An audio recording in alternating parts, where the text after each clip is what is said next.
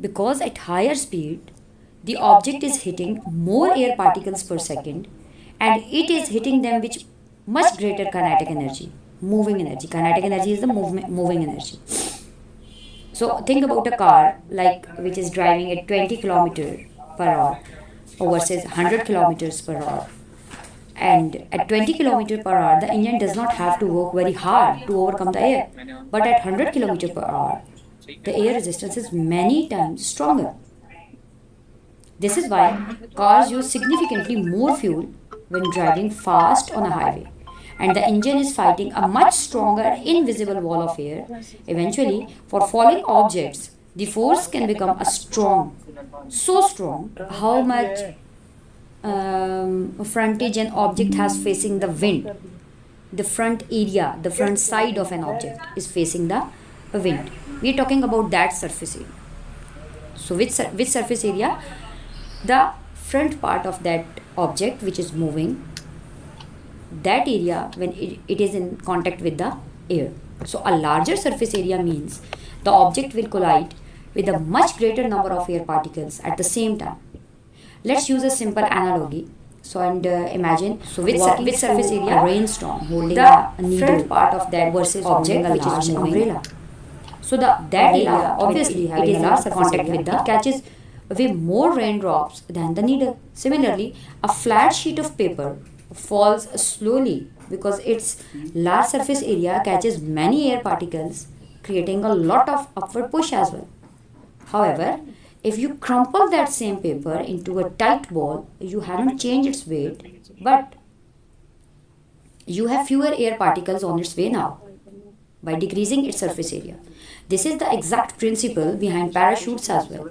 We want as much surface area as possible to maximize the air resistance and slow the fall to a safe speed. The next is its shape, streamlining shape. So the final factor is its shape, and this brings us to the concept of streamlining. If you look at the modern high speed train or a racing car here, so a larger surface area means have the object will collide image of with a much greater and racing car or even a shark. You will when it is moving through the air, it hits the air particles like a wall, creating huge amount of friction and air resistance and drag force. Now imagine a pointed sports car. It cuts through the air, gently nudging the particles aside. By reducing the hit and allowing smooth flow, we can move much faster using much less energy. In nature, birds have evolved streamlined bodies to hunt efficiently. And in engineering, we spend millions of dollars in wind tunnel trying to make planes and cars as streamlined as possible. Break free with the new Opera GX, the browser that puts you in control with a brand new design that frees up even more pixels for personalization and an inventory of features to up your game at every level. Like GX Control to help rein in your resources with integrated limiters for RAM, CPU, and network.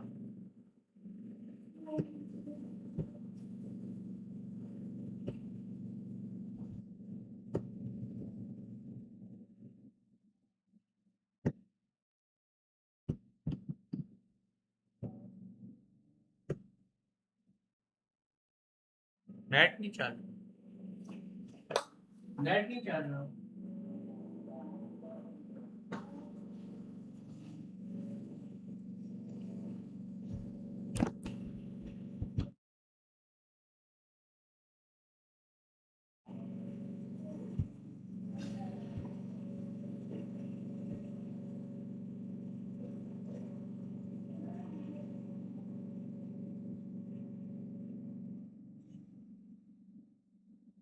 Tunnel trying to make planes and cars as streamlined as possible to save on fuel cost.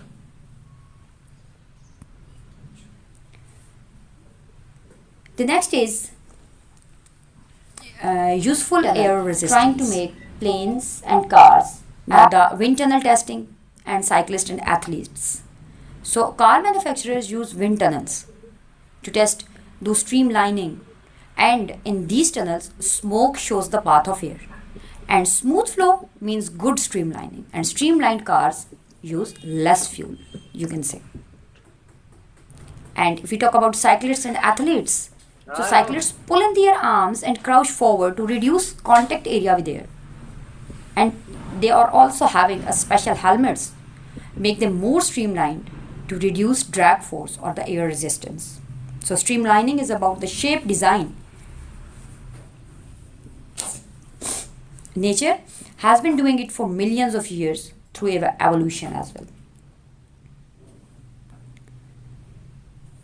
The next thing is parachutes and braking. We often talk about the air resistance as a problem because it slows things down. But we often talk about air resistance as a slowing down things, and but sometimes it's slowing down is exactly what we need to stay alive. You can say it's very useful for us.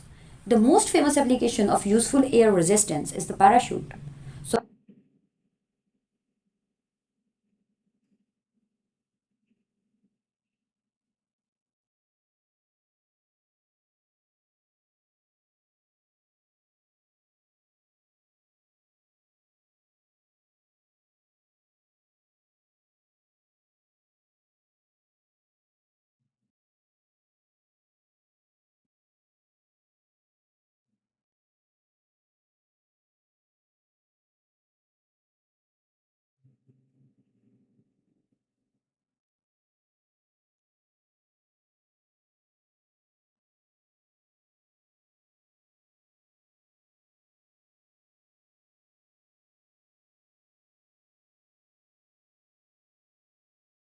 So when a skydiver jumps from a plane, gravity pulls them down and they accelerate rapidly. They move very speedily. Accelerate means their speed is now continuously increasing due to that gravitational pull from the gravity from the earth. So without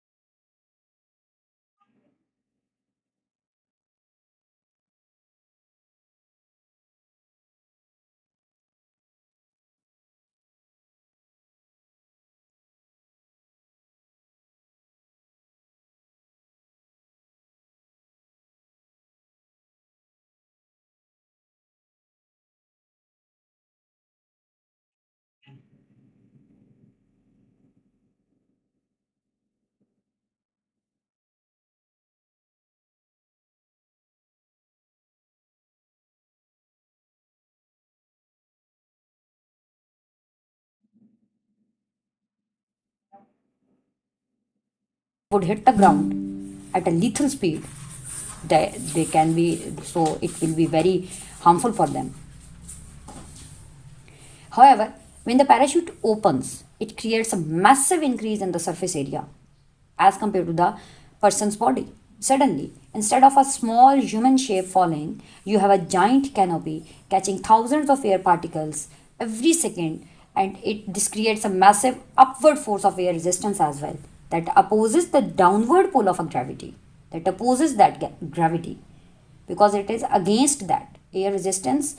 uh, move that parachute upward, or and make hindrance in its falling speed. So this creates a massive upward force of air resistance that opposes the downward pull of gravity, and a skydiver quickly slows down until they reach a much lower level safely with a terminal velocity. with a safe velocity. It's a perfect example of how engineers use the laws of physics to turn a hindering force into a life saving tool. It is also used in like rocket car braking and aircraft flaps. Now, what aircraft flaps are doing over there? They spread aircrafts have a spreaded flaps to increase the air resistance when they are landing, as well as some rocket cars use parachutes to brake at very high speed to reduce their speed. So in these cases, you can say that the air resistance is a very useful effect for that. So you have to learn some key points or the key concept. Sometimes we want air resistant and it keeps us safe, like parachutes, like air flaps, like rocket car brakes. All of these engineering products use the resistance to slow down things, and air resistance is not always a problem. It can be a life-saving force when used correctly.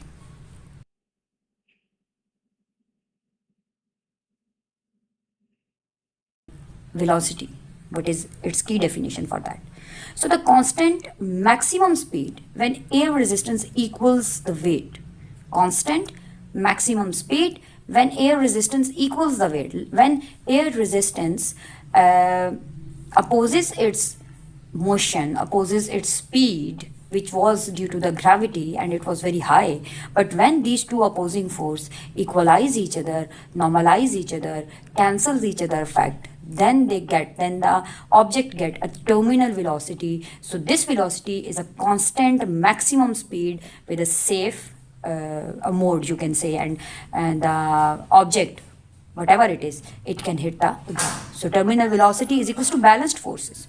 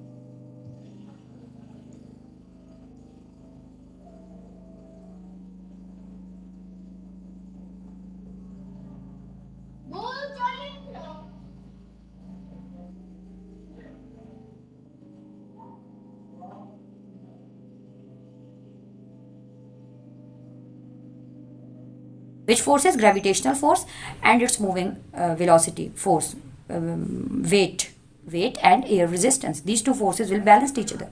Parachute creates new lower terminal velocity and heavier objects have higher terminal velocity. Got it? So terminal velocity, what it is? It's a constant maximum speed when air resistance equals to its weight. Clear? Now, what the parachutist actually do during its jump? Firstly, when he jumps, so its weight is greater than the air resistance. Its gravitational pull is greater than its air resistance. So, it's speeding up.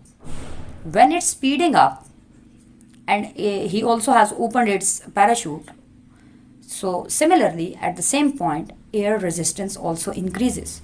And eventually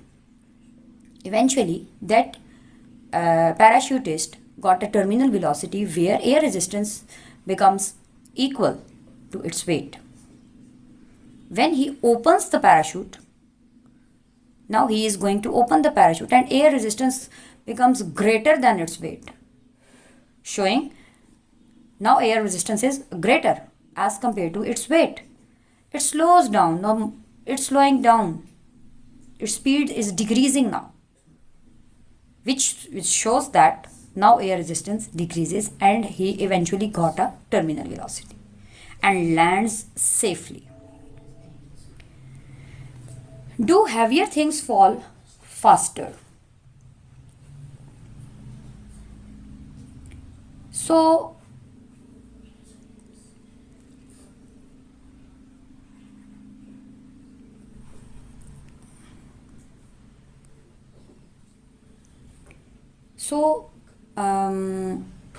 what would happen if you took all the air away?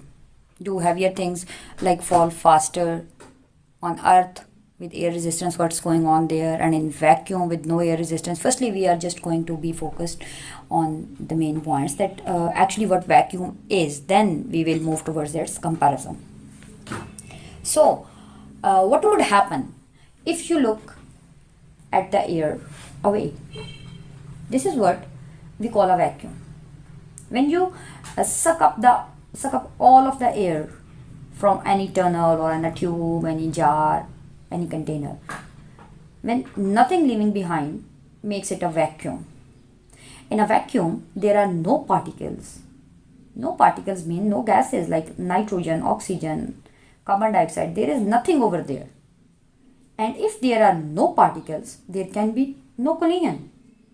When anything moving from that having no hindrance over there, and if there are no collisions, there is zero air resistance, you can say.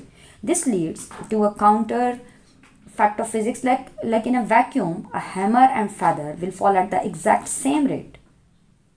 Why? On Earth, if you are if you are saying on Earth, a feather floats because it is light and has a relatively large surface area. So air resistance easily overcomes its weight. But in a vacuum, the only force acting on it is gravity. There is no air resistance. Since gravity accelerates all the objects at the same rate, that is 9.8 meter per second, it is the speed, you can say, value of g it is. Gravitational constant. It is your gravitational constant. It is 9.8 meter per second square. And with this speed, gravity pulls all objects towards itself, towards the earth, and they stay side by side all the way to the ground. And this is what that famously proven as well by Apollo astronauts, David Scott on the moon.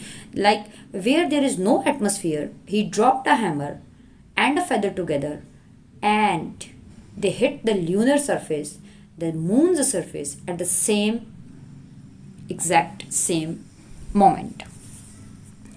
Actually, what he has done, astronaut David Scott dropped a feather and the hammer on the moon, and he got the result that they hit the ground at the same time. But why? Because the moon has no atmosphere, no air to resist motion, and gravity alone acts equally on all objects, and both fall together. No air resistance, you can say, and only gravity acting on it with the speed here the g will be used as a constant, that is gravitational constant, and its value is 9.8 meter per second square. So by having a comparison of these two, like on earth, how the objects are falling when there is air resistance, and in vacuum when there is no air resistance, what is the difference between them? A feather falls slowly than hammer if you are just dropping a feather and a hammer side by side. Why it is so? Air resistance affects the feather much more, and it hits the ground later as compared to the hammer, because the feather has a large surface area but very less mass. Less mass means its gravitational pulling force is very less, very minimum, and it has a larger surface area, it has greater air resistance. Now when it is pulling towards the earth with a very weak force and having a large surface area and there is lot of air resistance, that is why its speeds slows down. While hammer is very heavy, hammer is having a greater weight, much more weight as compared to the feather, so air resistance has less effect on it. How? Because now what is basically its, if it is heavy, so basically it's having a greater weight and greater gravitational pulling force, so it overcomes the air resistance because it has less surface area as compared to the feather, you can say, and having a much greater mass, or the much greater weight. So the heavier objects falls faster on the earth. Why? Because air resistance has less effect on them due to their heaviness. But this is only because of the air resistance. When there is no air resistance, when the objects are falling in the vacuum, then they comes towards the earth, they drop to the ground at the same moment with the speed 9.8 meter per second square. So in a vacuum, there is no air resistance, and all objects fall at the same rate. Means mass doesn't affect falling speed. Mass doesn't affect falling speed. Gravity pulls all the objects equally. Got it? Gravity pulls all the objects equally, and a feather and hammer fall together. Got it? Like on your earth, the gravitational pull is equal for your feather and for the hammer. But what is the difference? What makes that the hammer hits the ground before or earlier as compared to the feather? Due to having a less surface area as compared to feather. Due to having less air resistance as compared to feather. Got it? So heavier objects always fall faster. That is false. This is a misconception and you will have to clear it. They only fall faster when air resistance is present.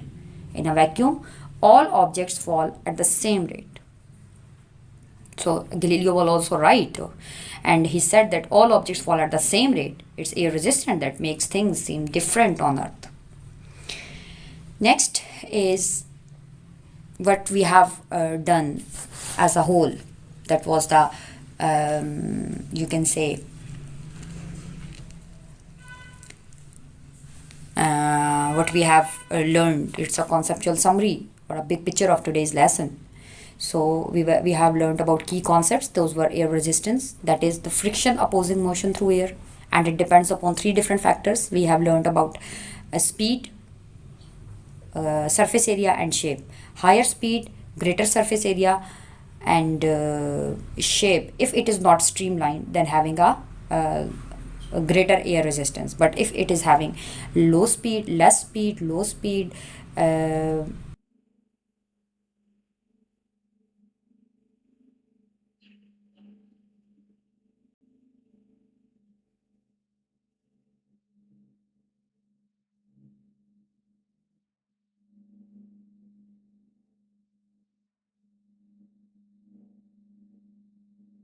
having a streamlining shape, it will have a less air resistance.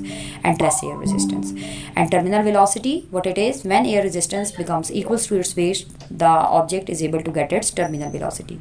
And vacuum means there is no air resistance and all objects fall together at the same time. We have learned about the different applications like streamlining in cars, planes, cyclists, fish birds, as well as we have learned about the wind tunnel where the streamlined cars and planes are manufactured using air resistance, like how parachutes are using it as a positive way, aircraft flaps and rocket car braking. Means when weight which is acting downwards, and air resistance which is acting upward, when they both of them equalizes themselves, equal हो जाती हैं, then the object is able to get constant speed. And in a vacuum, no air particles, no air resistance, and all objects fall at the same rate. These are the summary key formula that you people must have in your minds clear. Next, moving towards your questions.